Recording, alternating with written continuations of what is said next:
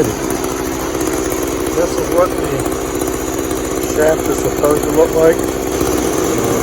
This is what happened to it. It has twisted the end of it right off.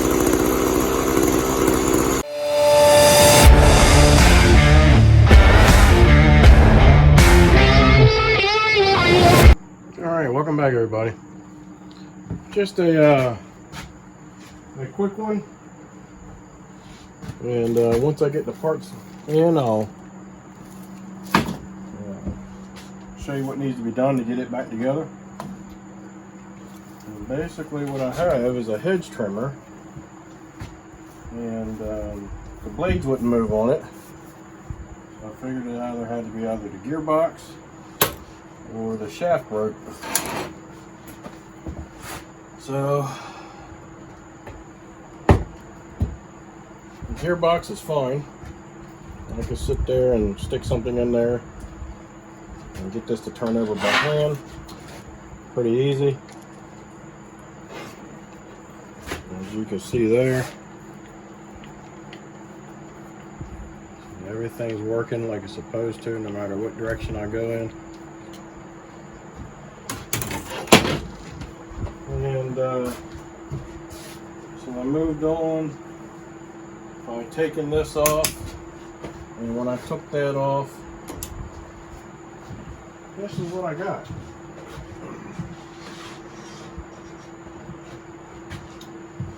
The flex shaft comes zipping out.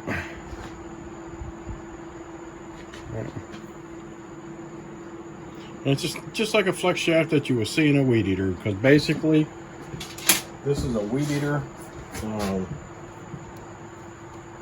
foundation, basically. And this is the Echo SHC 225S. And I think they also make one without the S. So basically it's just a weed eater. And you add this adapter to it. And I'm sure there's other adapters you can put on it too. And what it did is it broke off pretty much the end of it. This is the end that's up there by the motor that locks into the clutch assembly. Just snapped it right off. There's really nothing you can do about it. You gotta buy another one. So I looked it up online today, and I'm going to get 2 of them because he actually has 2 of those, and they're only like 3 years old. And if one snapped, it's a possibility that the other one may be getting ready to snap, because I'm sure they do the same kind of work, same amount of work. They look about the same when it comes to age-wise. And so I figured I'd get the 2-pack. The 2-pack was like $16 a piece, so got 2 for 31 something, almost $32. So if the other one breaks, or he'll have a backup, and I'll put that in the box with the rest of his backup stuff. And but if you have one of these Echoes, you know, this may happen to you. He could have just been cutting larger stuff. I mean, supposedly whatever will fit in between the blade it'll cut, but doesn't mean we should try to do that all the time. You know, you might be trying to cut something like the size of your pinky, and he ended up cutting something the size of his thumb, and imagine what may have broke that off. But as soon as I get the parts in here, we'll go through on what we got to do to put this thing back together. Alright guys, welcome back. Hopefully you're enjoying the content. And I just want to remind you guys to give me a thumbs up when you get a chance, and subscribe. I greatly appreciate it. Now for today, we have the Echo hedge trimmer, and we had a broken shaft, as we can see here. the 2 pieces. And I got the new shaft in. It actually came as a 2-pack. So if his other one breaks, you have a backup for it. And as you can see there, it just twisted right off basically. So what I want to do is I want to take these out of the package and size them up, make sure they are exactly what I need. These are Echo genuine parts. There's your part number for that. And I got it from a place, I believe I ordered before from him. It sounds familiar, and it is Powered by Moyer. And I believe it was through Amazon, I do believe. So let's unpackage one of these, make sure it is the same size that I need, and get this thing installed and back together and see how it runs.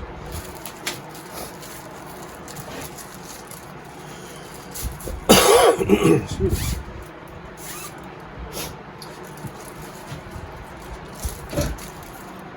Hopefully everybody had a good Labor Day holiday.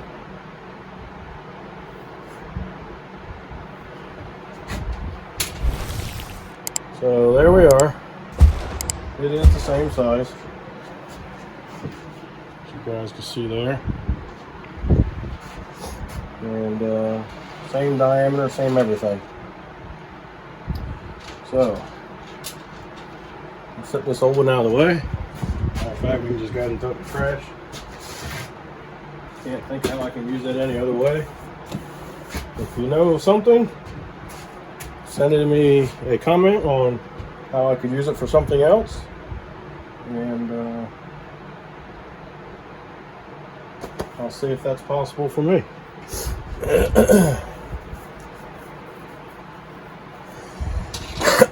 Alright, so what I would like to do is, these been packaged for a little while. This one looks like it has a hair bit more surface rust on it, and it's just very fine, like a powdery surface. This one here has basically no rust or anything on it at all. They've been packaged for a little while, but I would like to put a little grease on that. There's still plenty inside of the shaft, so I'm not going to worry about that too much. I don't think we need to repack any of that. I'm just going to take a little bit of wheel bearing grease here, and we're just going lightly and thinly rub some on here.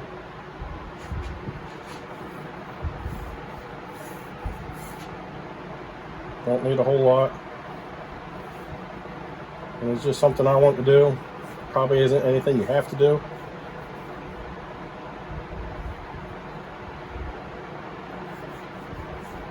Alright. Now what we need to do, when we insert this into the tool, we need to make sure we're locking into the clutch.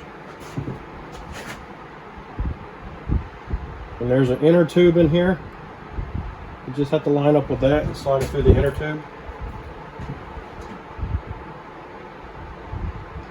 And I believe I just locked right in with that clutch.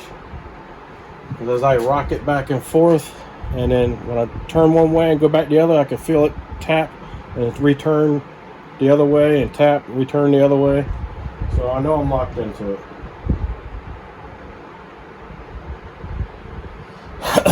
All right.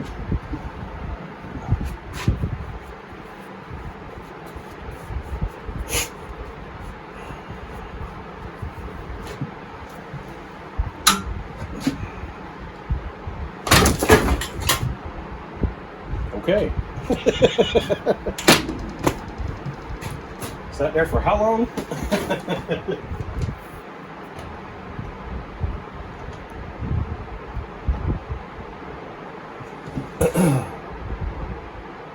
There we go. And I can see grease kind of pushing out in some areas around this gearbox. So I'm not going to be too concerned about pumping a whole lot of grease in it. So I'm going to say it's probably got plenty.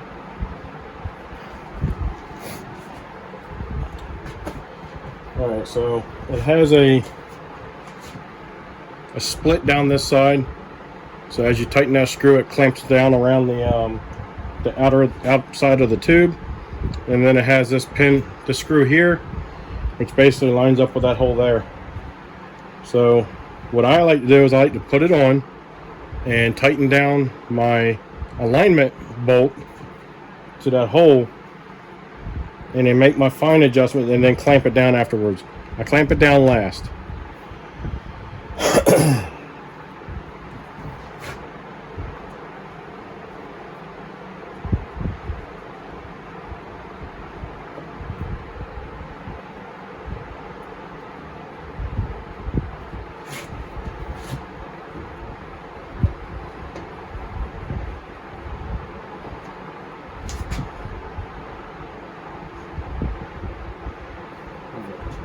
And the tricky part is trying to get this end lined up with here.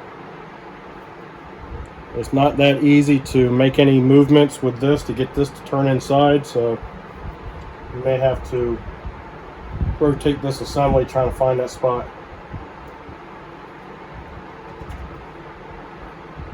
There we go, slid right together.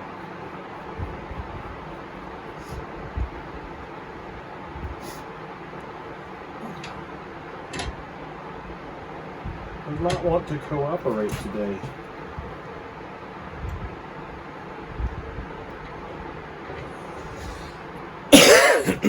Excuse me.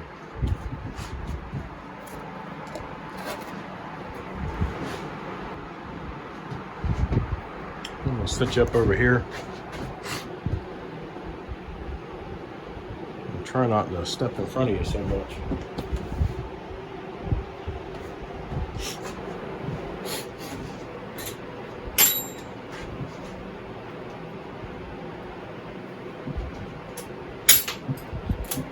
Snug this up a little bit.